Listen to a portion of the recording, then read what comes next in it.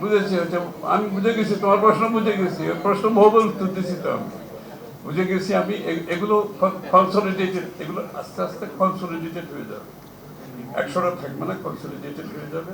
একজন তো দুটো বেনিফিট পাবে না, 600 টাকা একটা পাচ্ছে বিধবা ভাতা ফর এক্সাম্পল, সে আবার 2,000-2,500 টাকা মাসে পাচ্ছে ফ্যামিলি কার্ড, তাহলে তার বিধবা ভাতাটা বাদ যেতে হবে, সিও গেট 2,500 টাকা। ওইরকম টাকা সবার জন্য টাকা থাকে, গরিব মানুষের জন্য টাকা থাকবে না, এটা প্রশ্ন হইল? দেখা যাক না কি হয়। বাংলাদেশে সবার জন্য আমরা অ্যালোকেশন করতে পারি, এই গরিব মানুষগুলোর জন্য অ্যালোকেশন করতে পারবো না?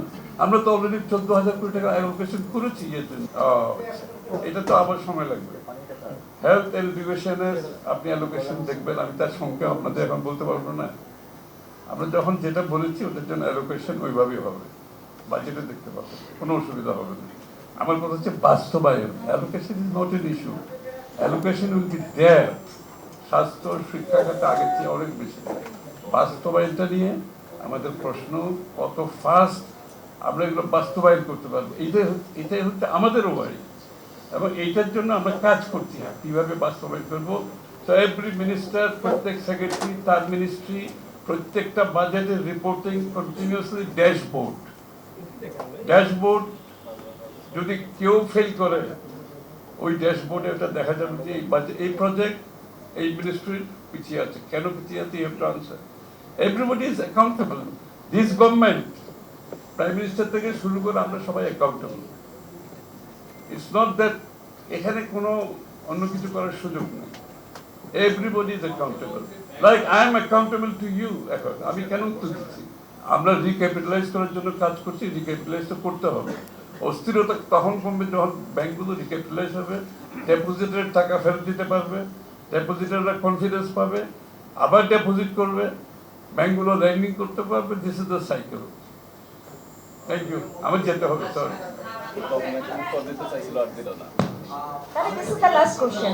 এটা শেষ প্রশ্ন। আমি তো মনে করি সেটাই উদ্দেশ্য বাজেটের। আমি এতক্ষণ যা বললাম, আমার তো বাজেট উদ্দেশ্য হচ্ছে দুর্নীতি সবার জন্য বাংলাদেশ, প্রত্যেকটা মানুষের ইনক্লুসিভ, ফাইন্যান্সিয়াল ইনক্লুশন, আপনার প্রত্যেকটা গোষ্ঠীর ইনক্লুশন এই বাজেটগুলো, এবং প্রত্যেকের কাছে এটার বেনিফিট সকলকে পেতে হবে। বাংলাদেশের আমরা মানে অলরেডি আপনারা তো ইতিমধ্যে দেখছেন আমাদের প্রজেক্টগুলো, 2-3 মাসের মধ্যে একটা সরকার এতগুলো প্রজেক্ট ইমপ্লিমেন্টেশন এই পর্যায়ে কোনোদিন আসছে আমার তো জানা নেই। আমি নিজেও আগেও সরকারে ছিলাম, আমার জানা নেই। এবং আমরা যেদিকে যাচ্ছি, আশা করি দুর্নীতিমুক্ত একটা এফিশিয়েন্ট, এই যে প্রজেক্ট তো করলে হবে না। আমরা প্রজেক্টের 4টা মানদণ্ড ঠিক করেছি। প্রত্যেকটা প্রজেক্টের 4টা মানদণ্ড। একটা হচ্ছে ভ্যালু ফর মানি, আপনি যে টাকাটা খরচ করবেন এটার মূল্যমান থাকতে হবে। একটা হচ্ছে রিটার্ন অন ইনভেস্টমেন্ট, যে এই প্রজেক্টটা আমি করছি এটার উপর রিটার্নকে আমাকে হিসাব করতে হবে, আমি পাচ্ছি কিনা। থার্ড হচ্ছে জব ক্রিয়েশন হচ্ছে কিনা। ফোর্থ হচ্ছে আপনার আমাদের এনভায়রনমেন্টাল কনসিডারেশন ঠিক আছে কিনা। আমরা ছোট দেশ, এতগুলো লোক বাস করি, আমার এনভায়রনমেন্টটাকে ধ্বংস করে দিয়ে আমার অর্থনীতি গঠন করলে আমাদের জন্য ক্ষতি হবে। এই 4টা কনসিডারেশন হচ্ছে আমাদের প্রত্যেকটা প্রজেক্ট সিলেকশনে। এই 4টা যেগুলো মিট করবে না, ওই সমস্ত প্রজেক্ট আমরা বাতিল করে দিচ্ছি। বিগত দিনে 1300 বাজেট বা প্রজেক্ট নিয়ে আমরা সরকার দায়িত্ব নিয়েছি, এর মধ্যে অনেকগুলো প্রজেক্টের এই মানদণ্ড মিট করতেছে না, এর মধ্যে আমরা অনেক বাতিল করে দেব।